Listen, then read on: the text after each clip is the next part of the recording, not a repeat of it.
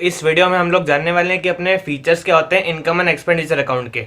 तो सबसे पहले मैं आपको बता रहा हूँ कि आपने अगर इनकम एंड एक्सपेंडिचर अकाउंट का इंट्रोडक्शन वीडियो नहीं देखा है, सबसे पहले वो देख लें। सबसे पहले जान लें कि income and expenditure account NPO क्यों बनाता है प्रॉफिट एंड लॉस अकाउंट के इंस्टेड पे, प्रॉफिट एंड अकाउंट क्यों नहीं बनाता। ठीक है, तो अब बात करते हैं अपन features of income and expenditure account. मेरे पास बुक है, अगर आपके पास बुक है तो आप प्लीज खोल लीजिए, आप पढ़ लेना, साथ में अपन पढ़ते जाऊंगा, मैं आपको पॉइंट टू पॉइंट एक्सप्लेन करते जाऊंगा।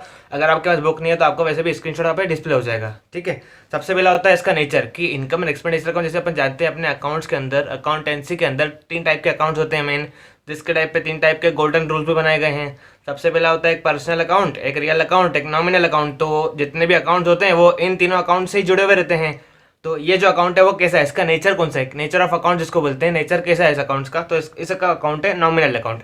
It is a nominal account, hence it is debited with expenses. अब नॉमिनल अकाउंट का रूल लगा दो, यहाँ पे क्या होता है, एक्सपेंसेस और जो लॉसेस हैं उनको कर दो क्या, डेबिट कर दो, और इनकम्स और गेन्स है उनको कर दो credit.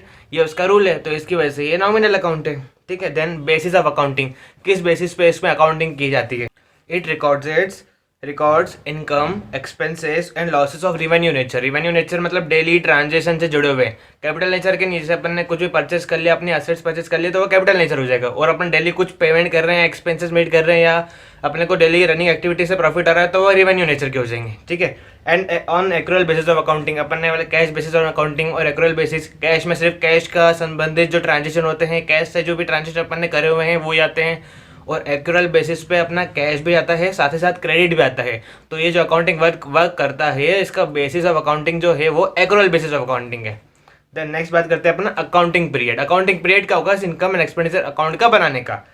It records only those income and expenses and losses which relate to the current accounting period. अब ये बहुत इंपॉर्टेंट पॉइंट है इस अकाउंट का, जो करता है it record only those incomes, उसी इनकम, उसी प्रॉफिट, उसी लॉसेस को रिकॉर्ड किया जाता है, उसी एक्सपेंसेस, उसी खर्चे को अपन क्या रिकॉर्ड करते हैं, लॉसेस को रिकॉर्ड करते हैं, which relate to the current accounting period.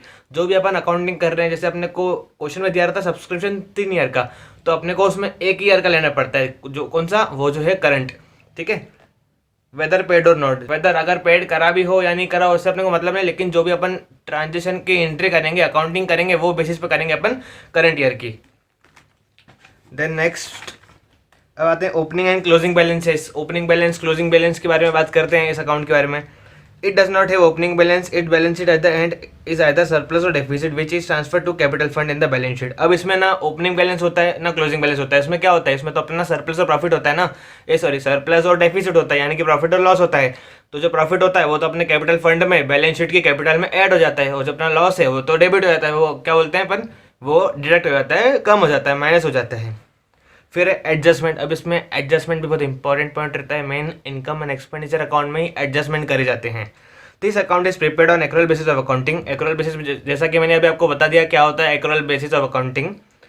And thus all adjustment related to prepaid outstanding, all adjustment जैसे कि अपना प्रीपेड एक्सपेंसेस हो गए, एक्रूड इनकम्स हो गई, एक्रूड जो भी एक्रूड हो गए, अपने आउटस्टैंडिंग हो गए, इनकम्स हो गए, प्रोविजंस हो गए, रिजर्व्स हो गए, डेप्रिसिएशन हो गए, और एरमेड, यानी कि सारे एडजस्टमेंट इस अकाउंट पे होते हैं, क्योंकि ये एक्रूअल बेसिस ऑफ अकाउंटिंग है। ठीक है, तो ये इस वीडियो में अपन ने देख लिया कि सारे अपन इनकम एंड एक्सपेंडिचर अकाउंट के जितने भी फीचर्स हैं, यानी कि क्या क्या कैरेक्टरिस्टिक्स हैं उन अकाउंट की, तो ये भी आपको याद रखने की जरूरत नहीं है। बस 2-3 पॉइंट अपन माइंड में रख सकते हैं, अपन पढ़ेंगे तो अपने को पूरा याद हो जाएगा। तो अगर रिसिप्ट एंड पेमेंट्स अकाउंट की वीडियो भी नहीं देखी तो वो भी देख लेना, अगर आपको नहीं आता है तो देखना, वैसे तो कोई ज़रूरत है नहीं, तो फिर भी आप इंट्रोडक्शन एक बार देख लेना, ताकि आपको इंट्रोडक्शन भी क्लियरली मालूम पड़ जाए। और नेक्स्ट वीडियो में हम लोग करने वाले हैं इनकम एंड एक्सपेंडिचर अकाउंट के एक जो चार्ट है उसको एक बार देखने वाले हैं। चार्ट नहीं, वो बोलेंगे अपन, कुछ रूल्स हैं उनको अपन देखने वाले हैं, फिर अपन इसके क्वेश्चंस को स्टार्ट करना शुरू करेंगे।